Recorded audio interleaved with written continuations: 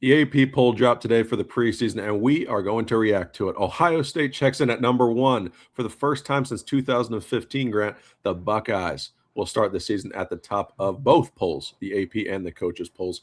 Welcome into Buckeye Cadence, the heartbeat of Ohio State athletics. My name is Blake Biscardi, Grant Kincaid joining again. So, Grant, we saw the AP poll today, 9 SEC teams, but 8 from the Big Ten, the two conferences that lead college football. But no SEC teams, Grant, got a first place vote. No SEC teams got a first place vote. Ohio State and Oregon will top the poll. When you first saw this come out today around noon Eastern, what was your reaction seeing one, that Ohio State was at the top, but then two, that not one SEC team earned a first place vote? Well, it's always a surprise when not a single Georgia or Alabama or LSU can receive a single vote for something like that. I'm sure SEC fans would tell you, oh, it's just because we cannibalize each other and we're so deep and yada, yada, yada. But I think it just comes down to the fact that, we were talking about earlier, Georgia, that's the one team where you probably saw it with this year. But even them, they have 8 returning starters. Georgia does on defense, but what are they going to do on offense? So I think that AP voters realize that, yeah, there might be a lot of good teams, but we don't know if there's that one really great team in the SEC right now. Yeah, it shows you that there's more top heavy in the Big Ten because they've got the premier teams right now. You're looking at that poll, it's Ohio State and Oregon right up there at the top, and then Indiana sitting there at 6, the defending national champions. Grant, too, before we even get into Ohio State and breaking down this poll, you see the defending champs at 6. Now, do you think that there's still a little bit of brand bias here for Kirk Cignetti and the Hoosiers? Do you think that's a fair ranking given the teams that are ranked ahead of them and then the turnover that Indiana had? Now they're also replacing Fernando Mendoza, the Heisman Trophy winner, with Josh Hoover. There's some question marks about what he will be in that offense. So when you see Indiana at 6, is that something to you that you're like, okay, the national champion from a year ago should start the season number one until someone dethrones them? Do you think you should wipe it clean every single year? Like, where are you at when you see the defending champs ranked at 6, not even inside the top 3 or 5? Well, I think every year in college football is so different, especially nowadays. And Indiana is no exception, especially with the way that they run their program. They're very portal heavy, especially right now. Like you said, they're replacing a lot of guys, including the number 1 overall pick. So it's not like Indiana can just reload and be a top 3 team, and everyone just has to accept it. I think when there's a lot of turnover, no matter who it is, it's hard to put that team confidently in that 1, 2, or 3 spot. Maybe you could say that Indiana deserves to be in the top 5, but I think if you're a Hoosiers fan, you're not going to complain about being the preseason number 6 team in the country the year after winning the national championship. So let's just remind everybody of the top 6 teams really quick. Ohio State number 1, Oregon at 2, Georgia checking in at 3, followed by Notre Dame at 4. Then you have Texas rounding out the top 5 with Indiana sitting right outside. They'll also be followed by Miami, which we'll get into in a little bit. But Grant, let's go Ohio State here. We are an Ohio State show, so we're going to talk about the Buckeyes first. This is the first time that they are starting the season ranked number 1 since 2015. But Grant, all I'm hearing from the national media is Ohio State has lost so many draft picks to the NFL. How are they going to replace all that defensive talent? Yes, I hear about Julian Sain, and yes, I hear about Jeremiah Smith, but there's a lot that Ohio State has lost, so I've been told. And while that's true, Ohio State's lost that much, Grant, 25 NFL draft picks in the last 2 seasons, and you're telling me that this team is still good enough to begin the year at number 1? I mean, just think about what other program can say that all those things have happened, yet still the voters think that this team is good enough and is the number 1 team in the country going into the 2026 season, despite just having 4 draft picks in the top 11 a year ago. Like, what could this defense be? Yet they're still ranked number 1. So just talk about Ohio State for a little bit. How can they have the trust of the voters? What do you think it was about the Buckeyes that all these voters got together and said, okay, this is the number 1 team in the country? And now that's happened between the press and also the coaches. So Ohio State number one, why? Well, I think it is it's a credit to the way that Ryan Day has run his program, especially the last few years. The model of consistency and the way that the vast majority of the time Ohio State handles their business. Now, I wouldn't disagree if someone said, "Well, look at the way that Ohio State ended last year on top of all that loss." How do you say that this team is clear cut number one? I definitely understand where you'd be coming from, but I also don't think that you can undersell Julian Sain and Jeremiah Smith coming back together. That's a huge deal. And regardless of who's under Jeremiah, we Ohio State has proven that wide receivers, they can develop them, they can find ways to make them dependable number twos. They have guys like Chris Henry Jr. and waiting in the wings, just who sounds like he's going to get playing time this year.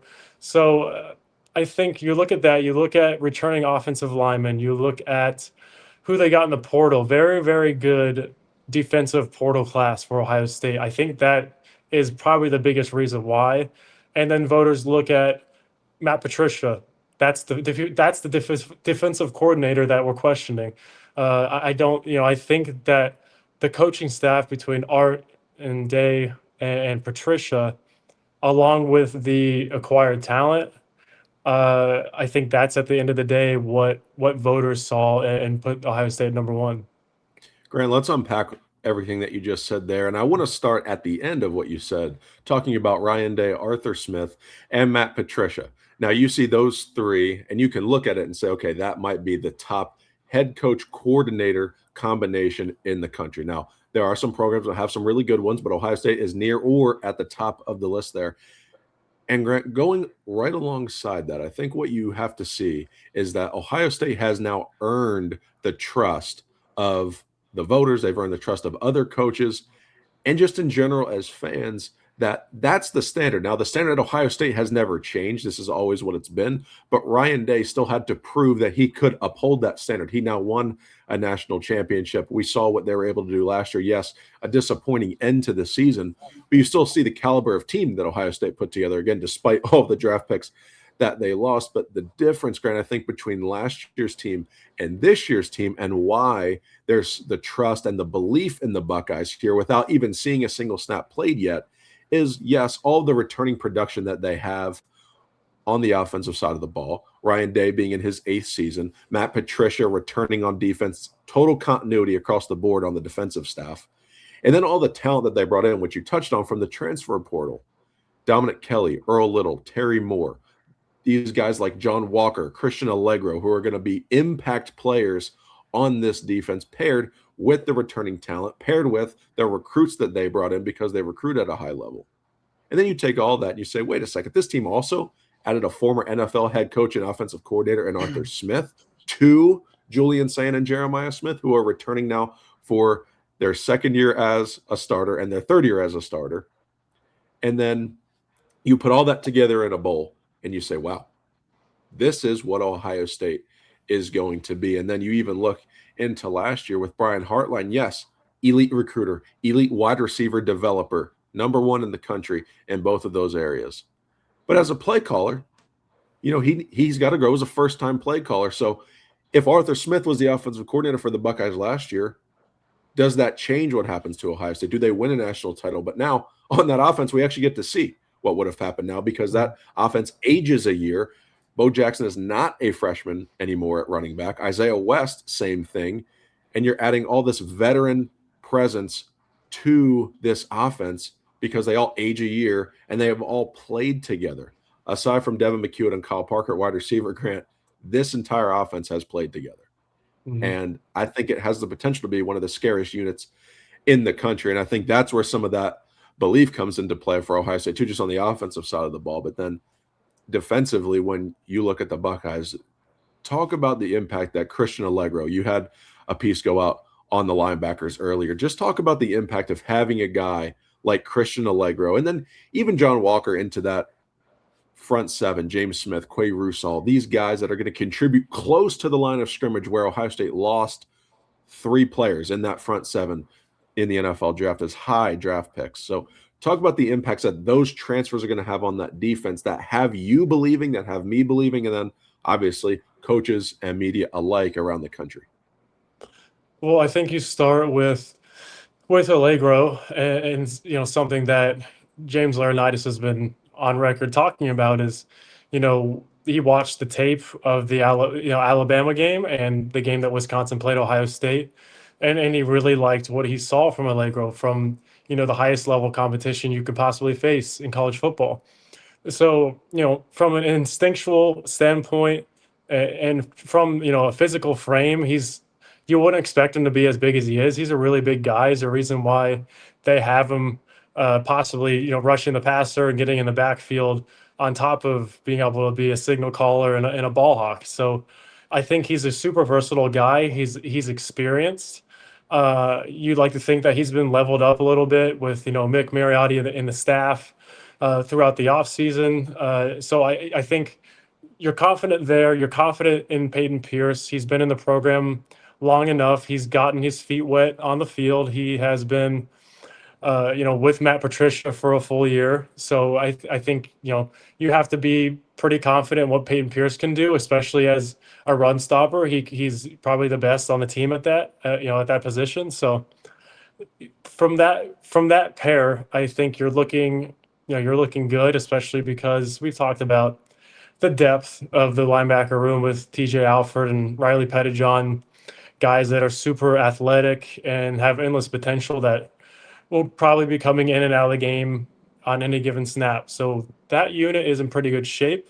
I think when you get to the line, there's a little bit more of what are we going to see snap to snap, drive to drive, because John Walker seems like a dependable guy up the middle, especially in run stopping. I think that's his bread and butter. It's what Ryan Day has talked about him being best at. But you have a guy like James Smith coming in, who Ohio State is going to be depending on a lot. And I'm not to say that he can't do it, but they're pushing him. They're expecting him to take a leap and become an elite rusher. Every single snap, basically, they want him to use his explosiveness as much as he possibly can. And it looks like Ohio State, between James Smith and Edric Houston, there's going to be a lot of inside pressure. There's going to be a lot of pockets collapsing in on quarterbacks, which bodes well for the guys that we just talked about, and as far as the linebackers go. So I think between that and then having Quay Rousseau and that hybrid linebacker position, give them some options, be able to read the play, and help guys out, around the front 7. I think you have to be pretty confident with the experience and the overall potential of everyone in the front 7 right now. Yeah, Grant, and the biggest difference that I'm hearing and what you're talking about with the defense versus what I was talking about with the offense is this offense has all played together before, and they have that continuity there. And you're mentioning all the experience on the defensive side of the ball, but they haven't all played together. Mm-hmm. So that question is, yes, you have a great pool of talent right there to use, and Matt Patricia is going to maximize that. But this team just has to gel. They have to come together. Now, they need that to happen by week 2, which is why the emphasis and the urgency are there in fall camp, which you've referenced, I've referenced. Then you hear Coach Day talk about it every time he has an opportunity, that how important camp is. Same thing with Matt Patricia, because they know in week 2 they're headed down to Austin, Texas for a primetime game, which is now an official top 5 matchup, as number 1 Ohio State will travel to number 5 Texas. But then, Grant, you look to the backside of this defense, and you've got Earl Little, and you've got Terry Moore, and you've also got Jalen McLean. You've got Jay Timmons mixed into that group, Jermaine Matthews, Devin Sanchez. What about the secondary stands out to you, and what about the secondary is it that is causing people to trust the back end of this Ohio State defense from what you saw in practice versus what we know on paper and what we're hearing around the program? Well, Moore, that's another place where Ohio State acquired plenty of experienced talent, between Earl Little and Terry Moore and Dominic Kelly, the guys from big time programs that made impacts or at least saw regular playing time. I think that's when you realize you throw Jay Timmons into the mix, this guy who has come out of left field since spring, and all of a sudden Ryan Day has clamoring on about him in his press conference. So it's a little bit like the linebacker room where you have all this depth, all these guys that you've both developed and then brought in. These are just so many chess pieces for Matt Patricia to work with. And I know we've talked about the do your job mentality, but he has these guys with excellent skill sets. And the way the secondary is showing up, obviously it looks like Earl Little, Jalen McClain in the back end, but we talked about Earl Little being able to move around, play some nickel back. So brings Terry Moore into the mix at that point. And then Jay Timmons and Dom Kelly, they're going to be duking it out for that cornerback, that second cornerback spot. And they're both, obviously Jay Timmons has been a little bit of admiration this year, but Dom Kelly's been right there with him, overall. So it's going to be exciting to see what actually shakes out in the cornerback room specifically. The Buckeyes will be able to be multiple there, Grant, and there's going to be packages again, like we've talked about before. Matt Patricia told us the other day that they're going to be able to put 3 linebackers on the field. They're going to be able to put on the field 5 defensive backs, sometimes 3 safeties. It's going to depend. There's a lot of different variety for the Buckeyes to use on that defensive front. But Grant, as we continue to break down this and react to the AP poll that came out on Monday, let's take a quick pause and remind everybody of the event we have coming up at Tailgate Takeover. That is at Dick's House of Sport in Polaris, Ohio. Less than 2 weeks away. Again, Saturday, August 29th from 12 to 3 p.m. Dick's House of Sport in Polaris, Ohio. You are invited.